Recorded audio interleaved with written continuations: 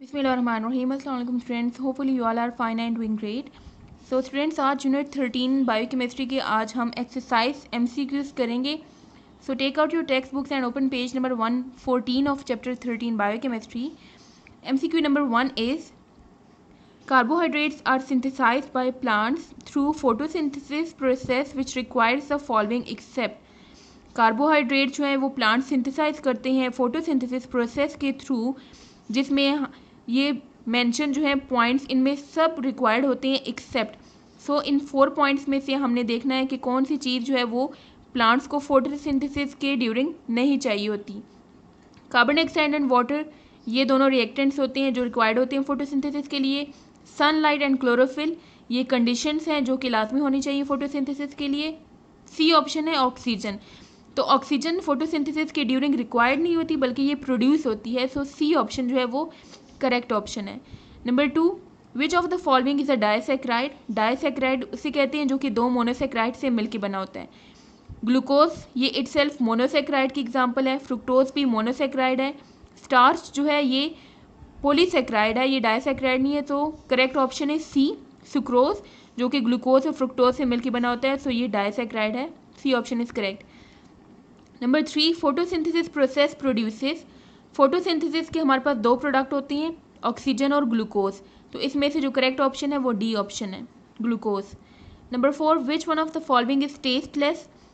Tasteless जो ये property है ये पॉलीसेक्राइड्स की है, क्योंकि मोनोसेक्राइड्स और ओलिगोसेक्राइड्स जो हैं वो टेस्टी होते हैं, उनका टेस्ट होता है, स्वीट टेस्ट होता है, जबकि पॉलीसेक्राइड जो है वो टेस्टलेस होते हैं। और पॉलीसेक्राइड्स में हमने जो एग्जांपल्स पढ़ी हैं वो है स्टार्च एंड सेल्यूलोज। तो इसमें से जो करेक्ट ऑप्शन है वो ए ऑप्शन है, starch. Number 5, when glucose and fructose combine they produce. Glucose और फ्रुक्टोज की कम्बिनेशन से हमारे पास जो रिजल्टिंग प्रोडक्ट आता है वो डायसैक्राइड है। तो यहाँ पे जो करेक्ट ऑप्शन है वो है sucrose. C option is correct option.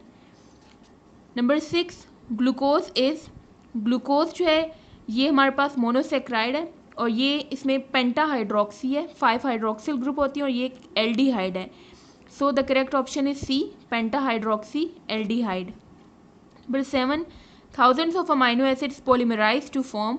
Amino acids proteins के बिल्डिंग ब्लॉक है। सो अमाइनो एसिड्स जब पॉलीमराइज होते हैं, लिंक्ड होते हैं एक दूसरे के साथ, तो रिजल्टिंग हमारे पास जो प्रोडक्ट आता है वो प्रोटीन्स हैं।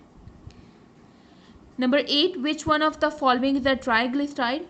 ट्राइग्लिसराइड वो होता है जो कि ग्लिसरॉल और 3 फैटी एसिड से मिल के बना होता है। ये एक एस्टर है और एस्टर्स जो होते हैं, जो ट्राइग्लिसराइड होते हैं, वो लिपिड्स को कहते हैं या फैट्स या फिर ऑयल्स। तो यहाँ पे जो ऑप्शन है वो लिपिड्स की गिवन है। So C option is correct. Number 9, enzymes are proteins, which one of the following properties they do not have।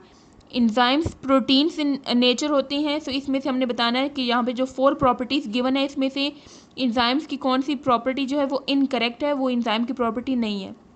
They catalyse reaction, yes this property is correct. Enzyme जो होते हैं वो catalyse करते हैं। दे are highly efficient होते हैं, ये specific भी होते हैं और एफिशिएंसी भी इनकी होती है high. They are produce by living cells, yes enzymes जो होते हैं ये वो कैटलिस्ट हैं जो लिविंग सेल्स प्रोड्यूस करते हैं। सो डी ऑप्शन करेक्ट है। बी है, they are highly non specific, no they are highly specific, specific होती हैं, हर एक स्पेसिफिक रिएक्शन के लिए ख़ास किस्म के इंजाइम होते हैं। So B option correct option है एमसीक्यू नंबर 9 की। Number 10, which one of the following vitamins is water soluble. Vitamins दो तरह के होते हैं, वाटर सॉल्युबल और fat soluble. Water soluble vitamin दो ही हैं, वाइटामिन बी और वाइटामिन सी। सो यहाँ पे वाइटामिन सी के ऑप्शन गिवन है। सो बी ऑप्शन इज करेक्ट। और इसके अलावा जो ए, डी, ई और के हैं वो सब फैट सॉल्युबल वाइटामिन्स हैं। MCQ number 11 is, which one of the following is a fat soluble vitamin. तो इसमें वाइटामिन ए, ई एंड के ये सब की सब फैट सॉल्युबल वाइटामिन है। So the correct option is D, all of these. Number 12, which one of the following is not a characteristics of monosaccharide. Monosaccharide की कौन से इसमें से करेक्टरिस्टिक नहीं है। वाइट क्रिस्टलाइन सॉलिड, ये है characteristics. Soluble in water, yes. Reducing in nature, ये भी करेक्ट है। हाइड्रोलाइजेबल, तो ये इनकरेक्ट है क्योंकि इनकी हाइड्रोलिसिस नहीं होती फर्दर, क्योंकि ये खुद ही मोनोमर से, ये किसी से मिल के नहीं बने होते, तो इनकी हाइड्रोलिसिस पॉसिबल नहीं होती। So correct option is C. Number 13 statement is, which one of the following statements about glucose and sucrose is incorrect. Glucose जो कि एक मोनोसेक्राइड है एंड सुक्रोज जो कि डायसेक्राइड है, इससे रिलेटेड कौन सी स्टेटमेंट जो है वो इनकरेक्ट है? सॉल्युबल इन वाटर, यस दोनों सॉल्युबल होते हैं, दोनों ही कार्बोहाइड्रेट्स भी हैं, दोनों नेचुरली अक्रिंग भी है। सो जो डी ऑप्शन है वो इनकरेक्ट है, क्योंकि सुक्रोज तो डायसेक्राइड है लेकिन ग्लूकोज डायसेक्राइड नहीं, वो मोनोसेक्राइड है।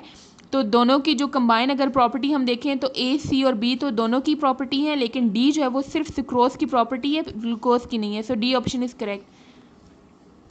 Number 14, which one of the following is a reducing sugar, इसमें से कौन सा रिड्यूसिंग शुगर है? So the correct option is glucose, glucose जो है वो रिड्यूसिंग होता है सिर्फ।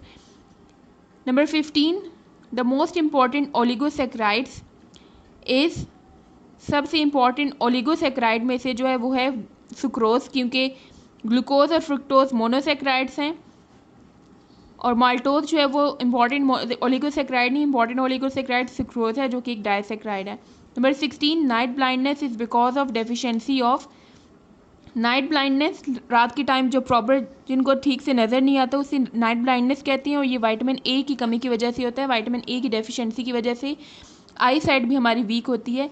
सो A option is correct. Number 17, the organic compounds used as drugs to control bleeding are, वो ऑर्गेनिक कंपाउंड जिनको हम ड्रग्स के तौर पर इस्तेमाल करते हैं ब्लीडिंग कंट्रोल करने के लिए।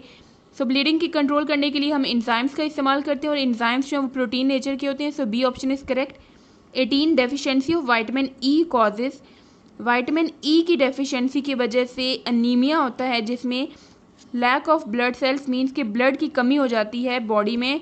सो अनीमिया इन बेबीज जो है ये विटामिन ई की डेफिशिएंसी की वजह से होता है। 19, lipids are macromolecules, lipids macromolecules हैं, they have characteristics except one of the following, इसमें फॉलोइंग तमाम करेक्टरिस्टिक्स मौजूद है एक्सेप्ट वन, तो वो वन प्रॉपर्टी जो इससे रिलेटेड नहीं है, इसका करेक्टरिस्टिक नहीं है लिपिड्स का, वो हमने देखना है। They are high energy food, yes high energy होती है इसमें। They are poor conductor of heat, yes इसमें से हीट नहीं ट्रांसफर हो सकती। They are esters, yes they are esters. B option जो है वो करेक्ट है, they are soluble in water, ये इनकरेक्ट है because they are insoluble in water, ये वाटर में सॉल्युबल नहीं होते। सो बी ऑप्शन इसका आंसर है। Number 20, vitamins are accessory growth factors, they play important role in our body, vitamins जो है वो growth factors हैं, growth में help करते हैं, ये important role play करते हैं हमारी body में, जैसे कि provide energy to the body, no, insulate our body from electric shock, no, build brain cells, no, brain cells की formation में भी ये इन्वॉल्व नहीं होती, बल्कि ये मेटाबॉलिक प्रोसेसेस रेगुलेट करते हैं, मेटाबॉलिज्म जो हमारी बॉडी में रिएक्शंस होते हैं, जितने भी कैटाबॉलिज्म एनाबॉलिज्म रिएक्शन, उनको ये रेगुलेट करता है। So D option is correct option. So आज का आपका होमवर्क है learn the exercise MCQs of chapter 13। See you next time, अल्लाह हाफिज़।